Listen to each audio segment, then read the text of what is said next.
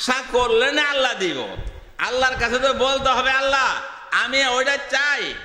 জান্নাতের মধ্যে জান্নাতুল ফেরদাউস সবচেয়ে উচ্চ স্তর, এর মধ্যে অনেক হাজার হাজার লক্ষ লক্ষ স্তর হবে, এর মধ্যে সর্ব উচ্চ স্তর হবে যে স্তরে আমার নবী আপনার নবী মুহাম্মদুর রাসূলুল্লাহ সাল্লাল্লাহু আলাইহি সাল্লাম থাকবেন। কুল ইন কুনতুম তুহিব্বুনাল্লাহা ফাত্তাবিউনি ইউহিব্বুকুমুল্লাহ ওয়া ইয়াগফির লাকুম যুনুবাকুম আল্লাহু গফুরুর রহিম। সাদাকাল্লাহুল মাওলানাল আযীম। وقال رسول الله صلى الله عليه وسلم المرء مع من أحب أو كما قال عليه الصلاة والسلام। প্রধান অতিথি আওলাদ রসুল জানিশিনে ফেদায়ে মিল্লাত কায়েদে মিল্লাত সৈয়দ মাহমুদ মাদানী দামাত বারাকাতুহুম এর আগমনে আমরা সবাই খুশি আছি কিনা? কারা কারা খুশি থাকে? আল্লাহ কবুল মঞ্জুর করো।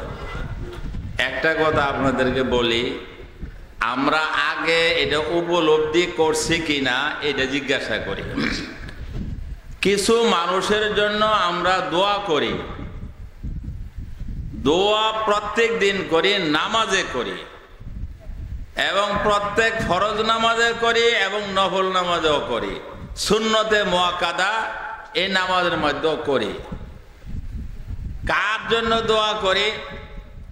দুরূদ শরীফ পড়ি কিনা? আমরা সবাই পড়েন দুরূদ শরীফ। তো দুরূদ শরীফের মধ্যে কি আছে? আল্লাহুম্মা সাল্লি আলা মুহাম্মদ সাল্লাল্লাহু আলাইহি ওয়াসাল্লাম ওয়া আলা আলি মুহাম্মদ। আমরা আল্লাহর কাছে বলে আল্লাহ শান্তি বর্ষণ করুন মুহাম্মদ সাল্লাল্লাহু আলাইহি সাল্লামের উপর এবং তার আলের উপর। আল অর্থ হলো তার বংশধরের উপর। তার বংশধরের জন্য দোয়া করি কিনা? এক বছর পর পর করি নাকি? এক মাস পর? এক সপ্তাহ পর? ডেলি একবার না বেশিবার? নামাজের মধ্যে 4 রাকাত যদি নামাজ হয় শেষ বৈঠকে দুরূদ শরীফ পড়তে হয় কিনা? 2 রাকাত নামাজের মধ্যে শেষ বৈঠকে দুরূদ শরীফ পড়ে কিনা? 3 রাকাত নামাজেরও শেষ বৈঠকে দুরূদ শরীফ পড়ি। আমরা আবার যখন নফল নামাজ পড়ি প্রতি 2 রাকাতের মাঝে কি করি? দুরূদ শরীফ পড়ি। এই দুরূদ শরীফের মধ্যে কি করে? রসুলের শান্তির জন্য দোয়া করি এবং রসুলের রসুলের আওলাদের শান্তির জন্য দোয়া করি কিনা আমরা? চিন্তা করেন, যার জন্য আমরা প্রত্যেক দিন প্রতি নামাজের মধ্যে দোয়া করি, ইয়া আল্লাহ তাকে ভালো রাখো, তার উপর শান্তি বর্ষণ করো।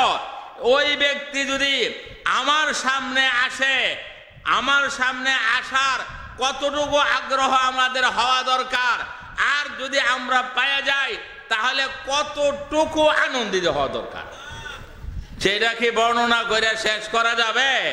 তাহলে আজকে হযরতের আগমনে আপনারা খুশি কিনা? খুশি আছেন? সবাই বলে আলহামদুলিল্লাহ। আল্লাহু আকবার, আল্লাহু আকবার। একটু উপলব্ধি করার বিষয় এটা। এইভাবে কিন্তু আমরা সব সময় চিন্তা করি না। আমরা কিন্তু সব সময় এই চিন্তাটা করি না। আরে যার জন্য দোয়া করতেছি, আমি আমার ছেলের জন্য দোয়া করি, হে আল্লাহ সে বিদেশ থাকে, সুতরাং তার ভালো করো, কল্যাণ করো, তারা নিরাপদ রাখো।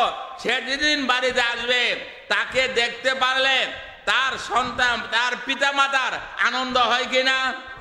এটা বললে শেষ করা যাবে? বুঝায় এটা শেষ করা যাবে না। কত আনন্দ হয়। তাহলে এর চেয়ে বেশি, আরো বেশি মহব্বতের কিনা আওলাদে রাসূল, তাকে আমরা দেখতে পারবো। এই জন্য অত্যন্ত খুশি এবং আবেগের সঙ্গে দেখব। যখন তার দিকে তাকাবো, প্রত্যেকটা তাকানোর মাধ্যমে আমার গুনাহগুলি ঝরে পড়বে।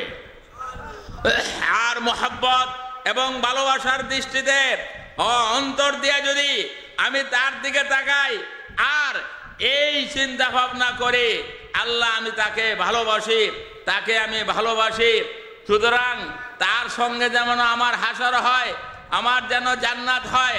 রাসূল করিম সাল্লাল্লাহু আলাইহি সাল্লাম বলছেন, আল মারউ মা মান আহাব্বা, যে যাকে ভালোবাসে তার সঙ্গে তার জান্নাত হবে। আমরা কি রাসূলের সঙ্গে জান্নাত চাই?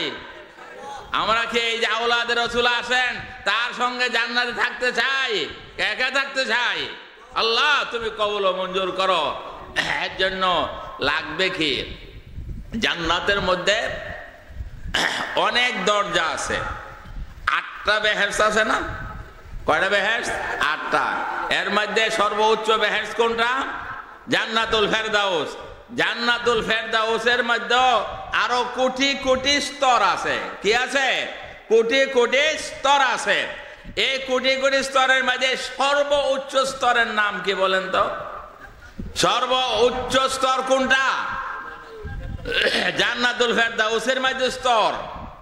জান্নাতুল ফেরদাউসের মধ্যেও আরো ক্লাস হবে, স্তর হবে। এক স্তরের চেয়ে আরো অনেক উচ্চ স্তর, আরেকটা আরো উচ্চ স্তর, আরেকটা আরো উচ্চ স্তর।